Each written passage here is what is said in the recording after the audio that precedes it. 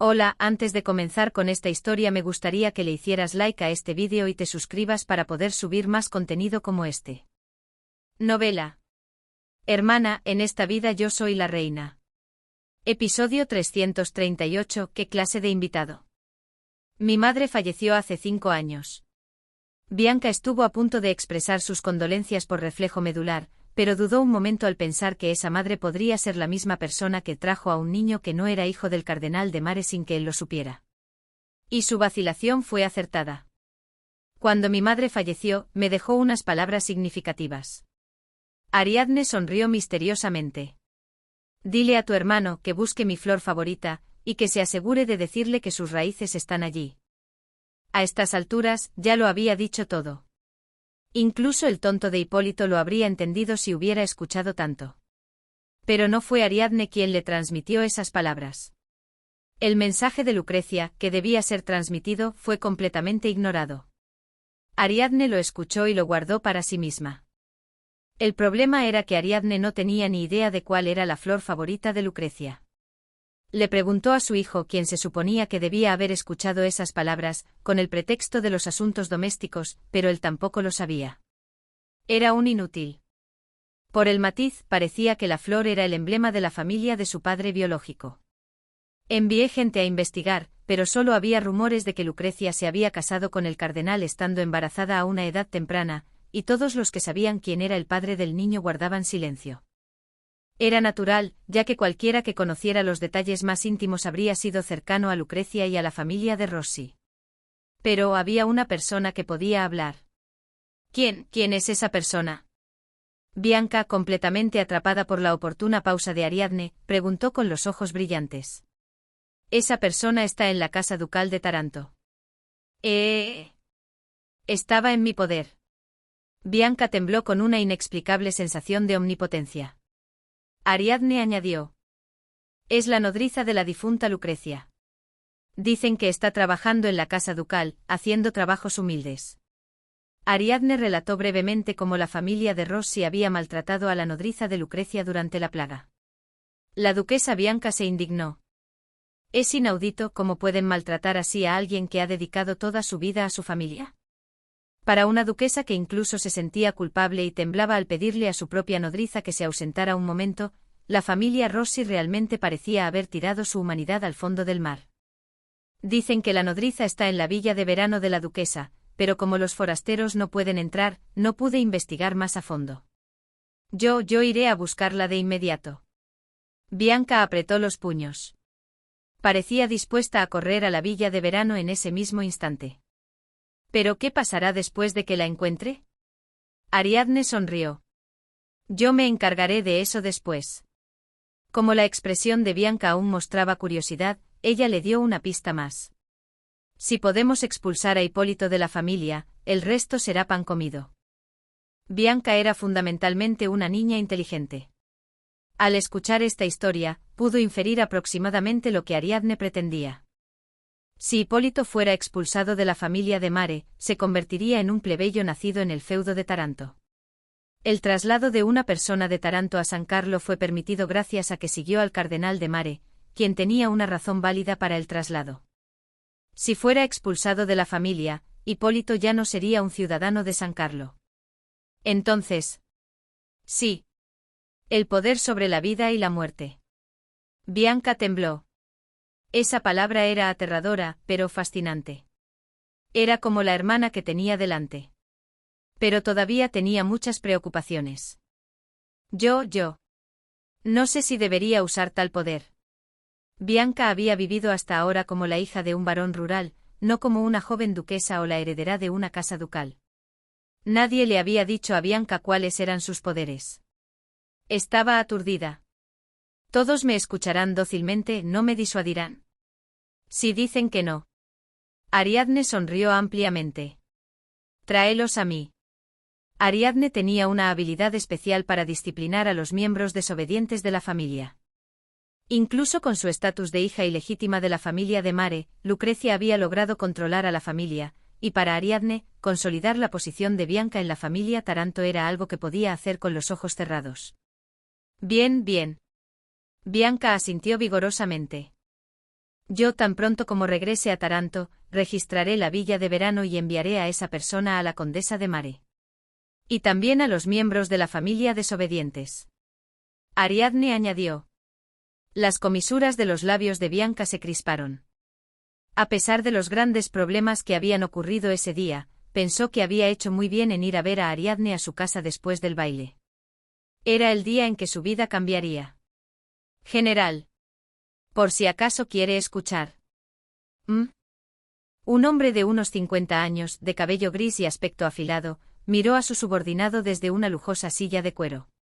Físicamente estaban al mismo nivel de los ojos, pero en todos los sentidos, era una mirada condescendiente. La habitación en la que se encontraban estaba lujosamente decorada. Sin embargo, no podía ocultar un cierto desorden, como si fuera una residencia temporal. Su hijo. Tengo un hijo. Realmente parecía no saberlo. El subordinado se quedó perplejo. Ah, bueno. El señor Elko.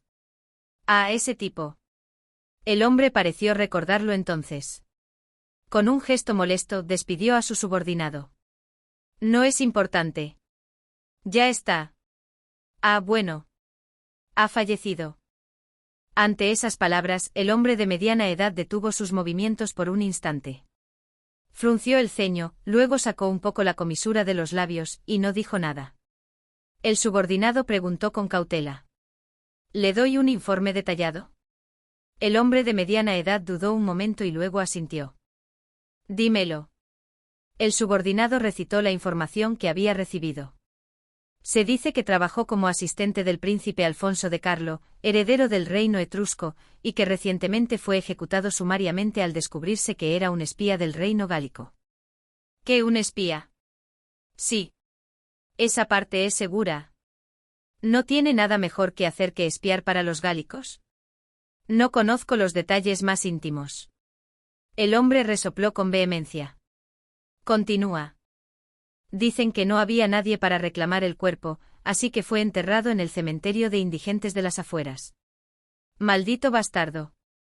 El hombre soltó una maldición en voz baja. Como su madre, solo sabe traicionar. El hombre de cabello gris se excitó rápidamente. Se enfureció violentamente. Se lo merecía, se lo merecía.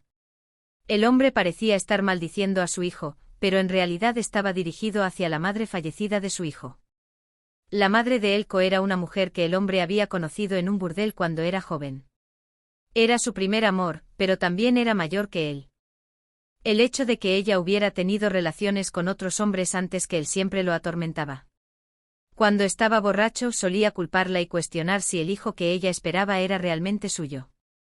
La mujer, incapaz de soportar más, se enamoró de un sirviente de la casa del hombre y trató de huir con él, pero fue descubierta por el hombre.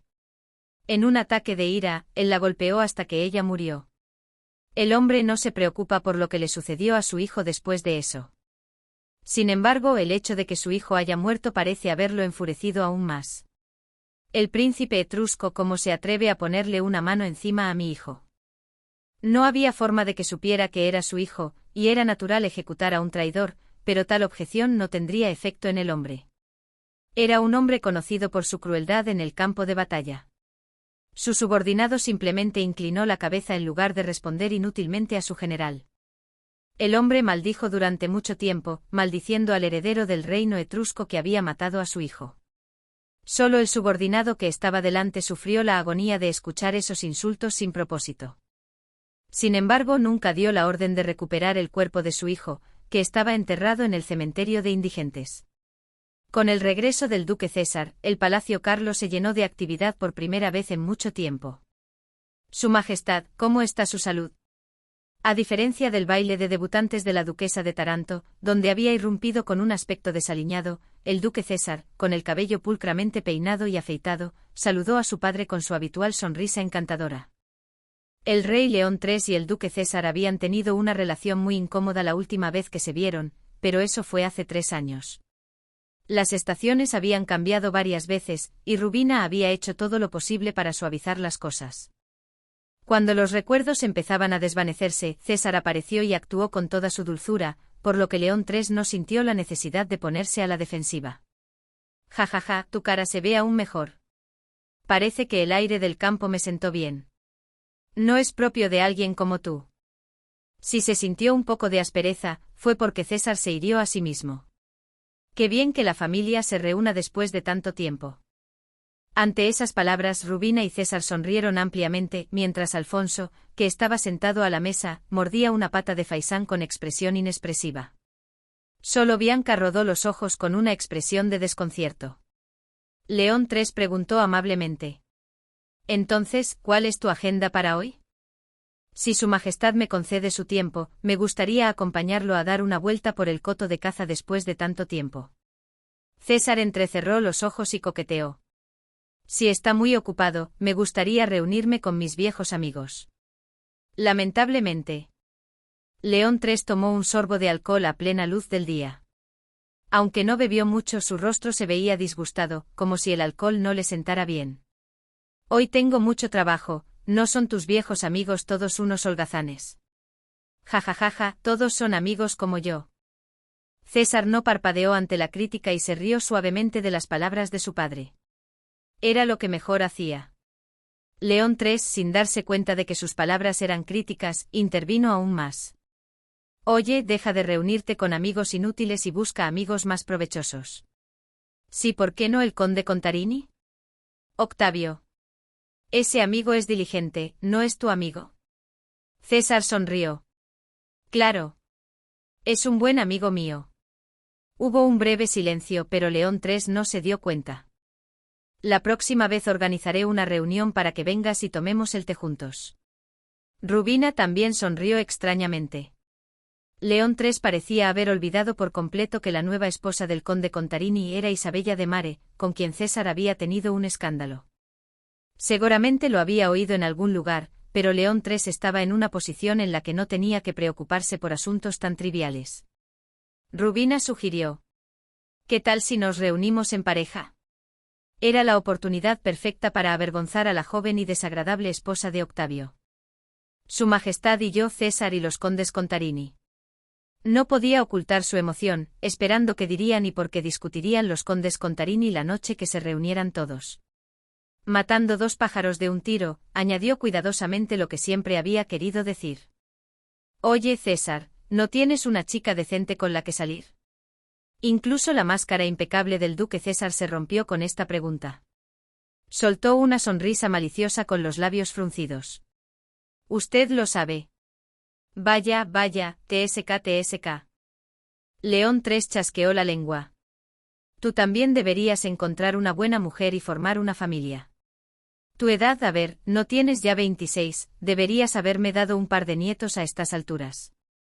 Cuando León III mostró signos de prolongar su sermón, el príncipe Alfonso interrumpió la conversación. Padre. Dijo con una sonrisa benévola. Creo que debo retirarme. En realidad, era una conversación que no podía soportar escuchar.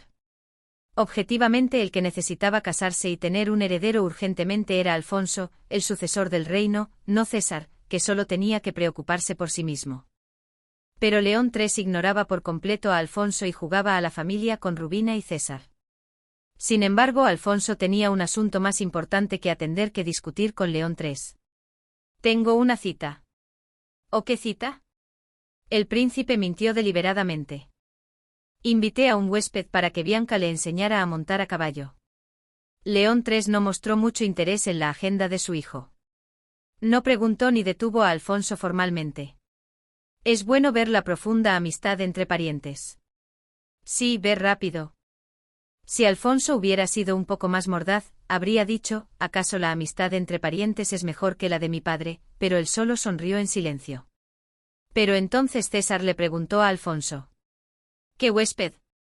Fingía calma, pero su voz temblaba, mezclada con una disonancia como el raspado de metal.